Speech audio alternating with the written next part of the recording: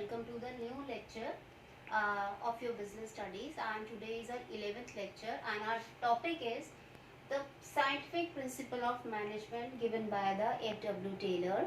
So you all know that the F.W. Taylor is also called the father of the scientific management. So actually Taylor insists that the science should be there in the every element of the management. So, according to him, scientific management means knowing exactly what you want men to do and seeing that they do it in the best and cheapest way. So, with this line, you can see that what is the meaning of scientific management. So, scientific management means exactly what you want from your men to do with the best possible way and also the on the cheapest way, the best possible method with the cheapest way. So Taylor actually given the four principle of management, the scientific principle of management. What are they? First is science, not rule of thumb. First principle is science, not rule of thumb. Thumb means the boss. It means uh, the boss, not rule of thumb means no dictatorship of the boss. Second is harmony. The second principle is harmony, not discard. Harmony means unification and discard means confliction. Third is cooperation, not individualism. So third principle is cooperation. Okay. The fourth principle is the development of worker to their greatest efficiency and prosperity. So one by one we just study about these four scientific principles given by the F.W. Taylor, who is called the father of the scientific management. So first is the science, not rule of thumb. It means according to him the management should be based on the scientific inquiry. It should not be the on the basis of the decisions of the managers. Every job should be performed based on scientific intuition or hit or trial method. There should be thinking before doing, not like rule of thumb not like rule of thumb. So rule of thumb means the dictatorship of the manager. So the Taylor was in the view that every time whenever you are going to do some work, there should be the science in the management. Each and every element of the management, whether you are doing the planning or organizing or anything you are doing. Okay, so there should be the inquiry of the science with the help of the science, not by the rule of thumb. So rule of thumb, I clear about that, the dictatorship of the manager. So scientific methods are based on cause and effect and scientific measurement of methods. So scientific methods are based on what? It is actually based on the cause. Okay, then you do the cause and effect study, you will get the 100% right result. So here, because we are dealing here with the human science, it's not like the physics or the chemistry we will have the exactly the 100% result, but we will be very more clear about it. So Taylor insists of introduction of science inquiry into the domain of the management practice. It is very important line that the Taylor insists of introduction of scientific inquiry into the domain of management practice. There should always be only one method to maximize the efficiency, and this method would be developed by study and analyze, not by the rule of thumb or hit or trial method. So when there is a work, when there is an assignment, so there are so many, but there must be the one appropriate method that has to be calculated with the scientific inquiry, and there should that one best cheapest method should be adopted. So in the present context, the use of the internet has brought about dramatic improvement into the internal efficiency and customer satisfaction. So we can say that with the help of internet, no, you know that in a present era we all are using the internet and the so We are now more prone to the science. Okay, so use of the internet brought about the dramatic improvement in the internal efficiency and customer satisfaction. We can search out so many things about how to give our customer more satisfied. So next is the second principle of scientific management is the harmony, not discard. So harmony means the unification, the integration, and discard means the conflict. Now, in the management, always there are two groups.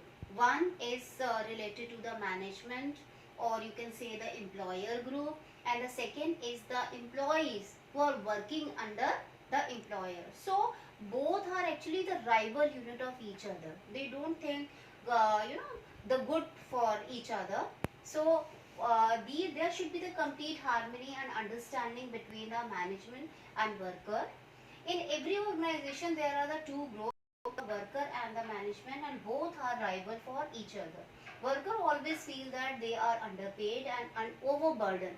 Worker, what they think about that, they always think that they are doing so much work, but on the other hand, the employer not giving the right compensation or the remuneration. So they feel that they are always an overburden, and the employer are not actually paying them the right salary or wages. So on the other hand, the management always feel worker are good for nothing, and on the other hand, when we think about the employer and the management, they think that the worker always try to sit idly, they don't want to do work. So it means that Taylor insists of both the group to change their attitude to for each other, and both should realize the importance of each other and feel that they are the part of the same family. So Taylor insists like that he want that both the group are very important for the prosperity of the organization. So they should actually realize the importance of each other. Okay, so the management should adopt the mental revolution in the management and workers should be transformed for the thinking. So for the both group, the mental the mental revolution is very important. Okay. Now next is the management should adopt the enlightened attitude and share the gain of company with the worker, and worker should work with the utmost loyalty and the discipline. The prosperity of the employer cannot be exist for the long time unless it is accompanied by the prosperity of the employees and vice versa. So here both the groups should be think good for the harmony for each other. For example, in the Japan there are complete openness of the management and workers. So usually they don't go for the strikes between, but wear the black ribbon to show their dissatisfaction. So if we talk about the Japan, okay, there the employers and employee, there has an openness in their communication, but they on the same time they don't go for strikes. Okay, they don't go for the lockdown. So if they have dissatisfied with their employer, they show their dissatisfaction by wearing a black ribbon, but on the same time they don't stop their work. Okay, now the third principle is cooperation, not individualism. Cooperation means to work with the togetherness. It's not that it's you are just doing your work with your selfishness. Okay, here you should work with a selflessness. Now it means this principle is actually the extension of the above. You have just studied the harmony, not discard.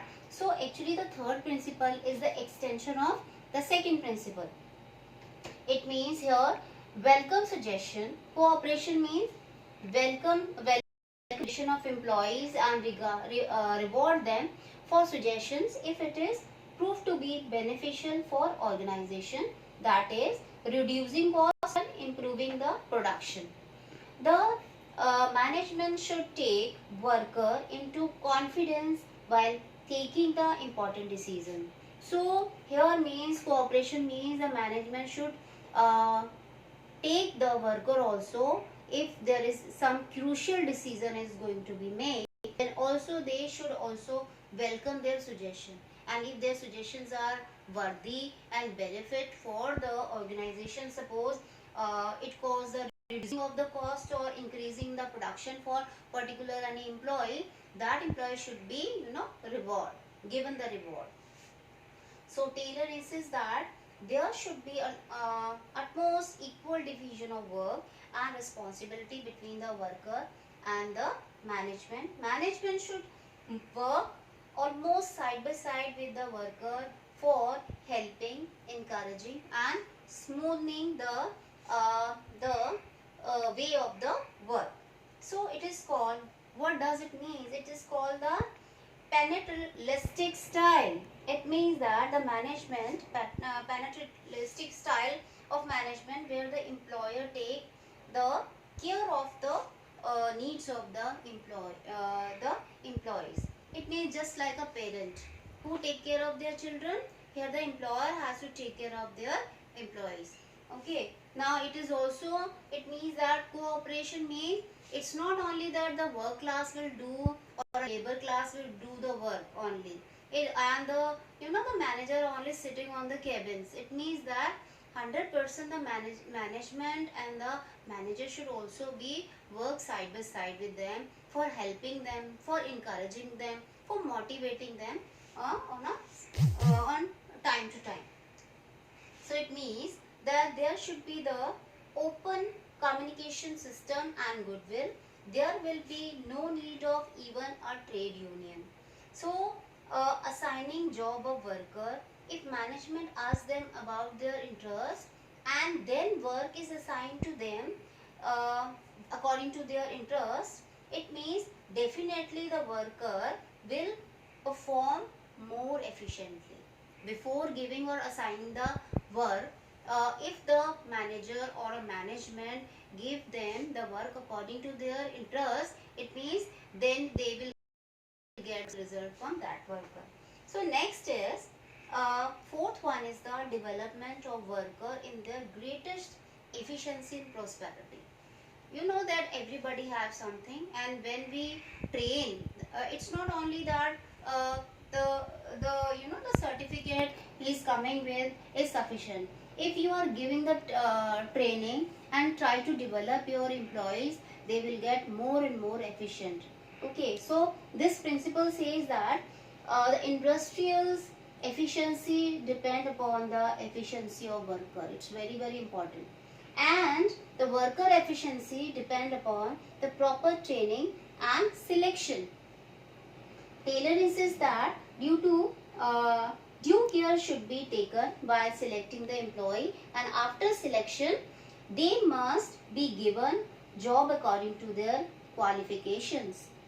Qualification, physical, mental and intellect capability. They should given their work according to their capabilities. So, effort should be made to develop each employee to his greatest efficiency. So, we can say what are the main point of it. The worker training is essential. According to this, it's not only that the certificate and their capability can be improved with the help of the training. So, training is very essential. Each person should be scientifically selected. Also, work assigned to workers should suit his capability. Okay. So, nowadays, most of the companies are sending their employees to attend the seminars, workshops, training sessions, etc. for various management expert for their mental growth and for the knowledge updation. So it means according to this principle, it's the selection of the employee is very important, and selection should be based on to see that what are their capability, and once you select the employee, it's very important for their knowledge updation and for their growth and development to send them to the training. So these are important scientific principle given by the F.W. Taylor. Do revise it at your home with the help of the books. Thank you.